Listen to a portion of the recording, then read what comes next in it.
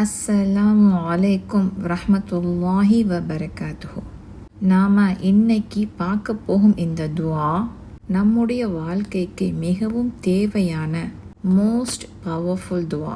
நாம் நமது வாழ்க்கையில் அன்றாடம் சந்திக்கும் பல விதமான சோதனைகளின் போது இந்த துஆ ஒரு வடிகாலாக இருக்கும். அந்த துஆ ரப்பிஷ் ரஹ்லி சதுரி வயஸ்ஸிர் லீ அம்ரி வஹ்லுல் உக்ததம் மின் லிசானி யஃப்கஹு கௌலி. அல்லாஹ் சுப்ஹானஹு வ தஆலா தன் திருமறையில் மூசா அலைஹிஸ்ஸலாம் அவர்கள் இந்த துஆவை கேட்டாங்க அப்படின்னு நமக்கு சொல்லி காட்டுறான். அல்லாஹ் சுப்ஹானஹு வ தஆலா மூசா அலைஹிஸ்ஸலாம் அவர்களை தூர் சீனா மலைக்கு வரவழைத்து அங்கு அவர்களுக்கு நபித்துவத்தை வழங்கி மூசா அலைஹிஸ்ஸலாம் அவர்களிடம் அல்லாஹ் சுப்ஹானஹு வ தஆலா ஃபிரௌனை சென்று சந்தியுங்கள், அவன் வரம்பை மீறி கொண்டிருக்கின்றான் என்று அவர்களுக்கு தூதுத்துவத்தின் முதல் கட்டளை இடுகின்றான். ஃபிரௌனிடம் என்னை பற்றியும் உங்கள் தூதுத்துவத்தை பற்றியும் சொல்லி எச்சரியுங்கள்.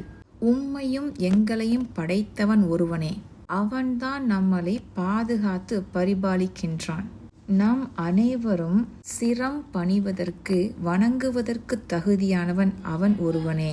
இதை எடுத்துச் சொல்லி எச்சரிப்பதற்காக எம்மை உங்களுக்கு அல்லாஹ் தூதராக அனுப்பியுள்ளான் என்று எடுத்து சொல்லுங்கள் என்று அல்லாஹ் சுப்ஹானஹு வ தஆலா மூசா அலைஹிஸ்ஸலாம் அவர்களிடம் கட்டளையிடுகின்றான்.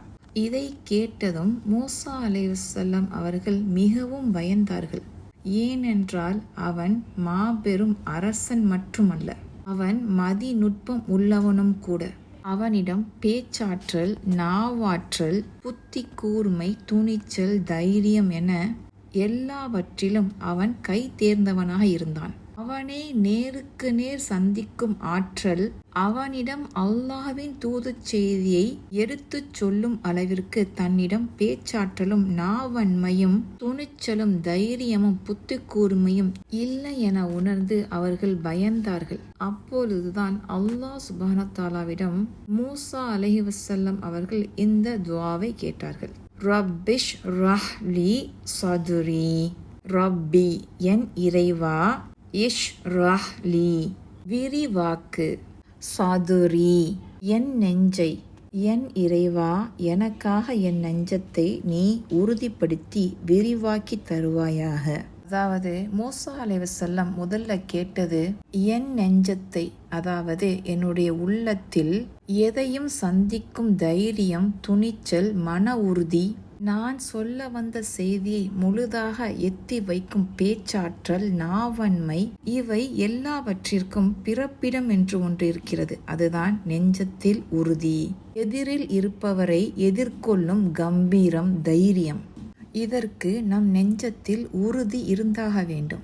அதனால தான் மூசா அலைஹிஸ்ஸலாம் அவர்கள் என் நெஞ்சத்தை எனக்காக விரிவாக்கி தாயா அல்லாஹ் அப்படின்னு கேட்டாங்க. வ யஸ்ஸிர் லீ அம்ரி, வ யஸ்ஸிர் லீ இன்னும் எனக்கு இலகுவாக்கு யா அல்லாஹ், அம்ரி என் காரியத்தை, என் காரியத்தை எனக்கு நீ எளிதாக்கி தந்தருள் யா அல்லாஹ். நம்மால எந்த ஒரு காரியத்தையும் அல்லாஹ் சுப்ஹானஹு வ தஆலாவுடைய உதவி இல்லை அப்படின்னா அதை பர்ஃபெக்டா, இலகுவா, எளிமையா, எந்த கஷ்டமும் இல்லாம நம்மால செஞ்சுவிட முடியுமா? நம்ம எல்லோரும் மனிதர்கள், பலகீனமானவர்கள், அப்படிதான் படைக்கப்பட்டிருக்கோம் அப்படின்னு சொல்லிட்டு அல்லாஹ் சுப்ஹானஹு வ தஆலா சொல்றான். அப்போ நாம செய்யற சின்ன காரியமா இருக்கட்டும் அல்லது பெரிய பெரிய காரியங்களா இருக்கட்டும், எதுவா இருந்தாலும் அல்லாஹ்வுடைய உதவி நமக்கு கிடைக்கல அப்படின்னா அந்த ஒரு விஷயத்த நம்மளால கம்ப்ளீட் பண்ண முடியாது.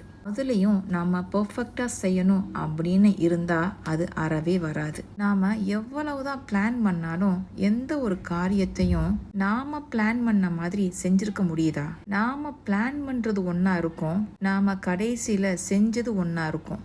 சில சமயங்கள்ல நாம பிளான் பண்ணதை விட நாம செஞ்சது சிறப்பா இருக்கும். சில சமயங்கள்ல நாம பிளான் பண்ணதை விட நாம செஞ்சது அவ்வளவு திருப்தி இல்லாததா இருக்கும். அப்போ நாம எந்த ஒரு காரியத்தை செய்ய நினைச்சாலும் நம்முடைய ரப்புவின் உதவி இல்லை அப்படின்னா ஒன்று சொதப்பலா முடியும், இல்லைன்னா அதை செய்ய முடியாமலே போயிடும். இப்படித்தான் மனிதன் பலகீனமாக படைக்கப்பட்டிருக்கிறான். அதனால தான் மூசா அலைஹிஸ்ஸலாம் அவர்கள் எனது காரியத்தை எனக்கு இலகுவாக்கி தாயா அல்லாஹ் அப்படின்னு கேட்டாங்க. மூணாவதா அவங்க கேட்டது வஹ்லுல் உக்ததம் மில் லிசானி. வஹ்லுல் இன்னும் அவிழ்த்து விடு, உக்ததம் முடிச்சை, மில் லிசானி என் நாவிலிருந்து, என் நாவிலுள்ள முடிச்சையும் அவிழ்ப்பாயாக. இந்த வசனத்தை நாம் எப்படி புரிஞ்சுக்கிறது? அது என்ன நாவில் உள்ள முடிச்சை அவிழ்ப்பாயாக? நாம் எல்லாருமே இதை எக்ஸ்பீரியன்ஸ் பண்ணியிருப்போம். இப்போ நாம் முன்ன பின்ன தெரியாத ஒருத்தவங்கள்ட்ட பேசணும் அப்படிங்கிற ஒரு சிச்சுவேஷன் அமையுது. அவங்க பெரிய அதிகாரத்தில் உள்ளவங்களா இருக்கலாம், அல்லது நமக்கு முக்கியமானவங்களா இருந்தாங்கன்னா அவங்கள்ட்ட நாம் நமது நண்பர்களிடம் பேசுகிற மாதிரி ஈஸியாக நம்மளால் பேச முடியுதா?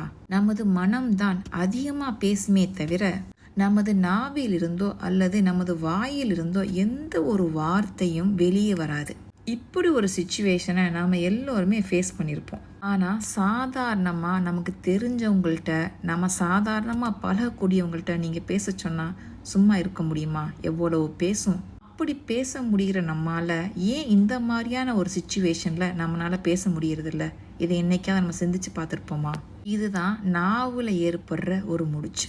அதாவது நம் மனதில் ஏற்படும் பயத்தின் காரணமாக, ஒரு படபடப்பின் காரணமாக நம்மால் பேச முடியறதில்லை. ஆனால் நமது மனம் நிதானமாக உறுதியாக எதையும் எதிர்கொள்ளும் தன்னம்பிக்கை நம்மள்கிட்ட இருந்துச்சு அப்படின்னா நம்மால இலகுவா எந்த ஒரு தங்கு தடையுமின்றி பேச முடியும். அதனால தான் மூசா அலைஹிஸ்ஸலாம் அவர்கள் நாவில் ஏற்படும் இந்த முடிச்சை அவிழ்ப்பாயாக என்று அல்லாஹ் சுப்ஹானஹு வ தஆலா கேட்டாங்க. நான்காவதா அவங்க கேட்டது யஃப்கஹு கௌலி. யஃப்கஹு அவர்களுக்கு புரியவை யா அல்லாஹ், கௌலி என் பேச்சை, என் பேச்சை அவர்கள் விளங்கிக் கொள்வதற்காக. இந்த வசனத்தை நாம் எப்படி புரிஞ்சுக்கிறது? பொதுவாக ஒரு பேச்சு என்பது அதில் ஒரு சுவாரஸ்யமும் ரசனையும் இருக்கணும். நாம் சொல்ல வர கருத்தை யார்கிட்ட பேசுகிறோம், எப்படி பேசுகிறோம், எப்பொழுது பேசுகிறோம் அப்படிங்கிறதுல தெளிவு இருக்கணும். அப்படி இல்லாமல் நாம் பேசுறது உளறலாகவோ வீண் விரயமாகவோ சில சமயங்களில் அது நகைப்புக்குரியதாகவும் மாறிவிடலாம். அப்போ நம்முடைய பேச்சு திறமையானதாகவும் மற்றவர்களுக்கு அது பயன்படும் விதமாகவும் சுவாரஸ்யமாகவும் இருந்தால்தான் அதை மற்றவர்கள் காது கொடுத்து கேட்பார்கள். அதனால தான் மூசா அலைஹிஸ்ஸலாம் அவர்கள் எனக்கு பேச்சின் ஆற்றலையும் நாவன்மையும் தா, அதை மற்றவர்கள் விளங்கிக் கொள்வதற்கு இலகுவானதாகவும் ஆக்கித்தா அப்படின்னு சொல்லிட்டு அல்லாஹ் சுப்ஹானஹு வ தஆலாட்ட அவங்க துஆல கேட்டாங்க. அதற்கப்புறமா அவங்க ஃபிரௌனுடைய மக்களிடம் சென்று தனது தாவா பணியை மேற்கொண்டு அதில் வெற்றியும் கண்டார்கள். அப்போ இந்த துஆ மூசா அலைஹிஸ்ஸலாம் அவங்களுக்கானதா அப்படின்னு அவங்களுக்கு மட்டுமே உரியது அப்படின்னு சொல்லிட்டு அல்லாஹ் சுப்ஹானஹு வ தஆலா நினைத்திருந்தால் அவன் தனது திருமுறையில இதை சொல்லி காட்டி நமக்கு கற்று தந்திருக்க மாட்டான். நாமளும் ஒவ்வொரு நாளும் நமது குடும்பத்தில் உள்ள நமது பிள்ளைகள், நமது துணை உறவுகள், நட்பு, சுற்றம் என இவர்களிடம் நாம் பேசுவதில் நாம பேச வரும் விஷயத்தை அவர்கள் அலட்சியப்படுத்தாமல் விளங்கிக் கொண்டு அதை செயல்படுத்த வேண்டும் என்பதில் நாம் தினம் தினம் சவால்களை சந்தித்து கொண்டுதான் இருக்கின்றோம்.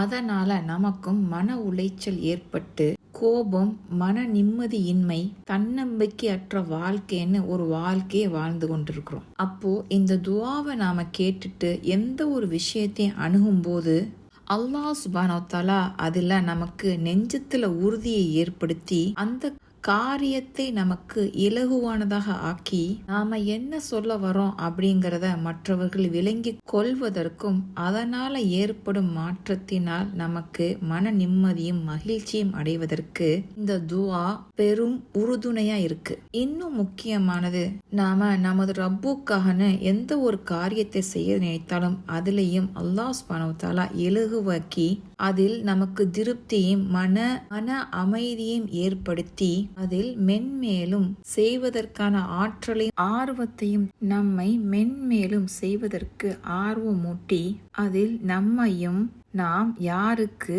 எதை சொன்னாலும் அவர்களுக்கும் அது பயன்பெறும்படி செய்து அவற்றில் அல்லாஹ் சுப்ஹானஹு வ தஆலா பரக்கத்தை ஏற்படுத்துகின்றான். இப்போ நாமும் இன்ஷா அல்லாஹ் இந்த துஆவை மனப்பாடம் பண்ணி இந்த துஆவை அல்லாஹ் சுப்ஹானஹு வ தஆலாவிடம் அதிகம் கேட்பதன் மூலமாக நாமும் பயனடைந்து நம்மை சுற்றி உள்ளவர்களும் பயனடைய அல்லாஹ் சுப்ஹானஹு வ தஆலா தௌஃபீக் செய்வானாக. ஆமீன்.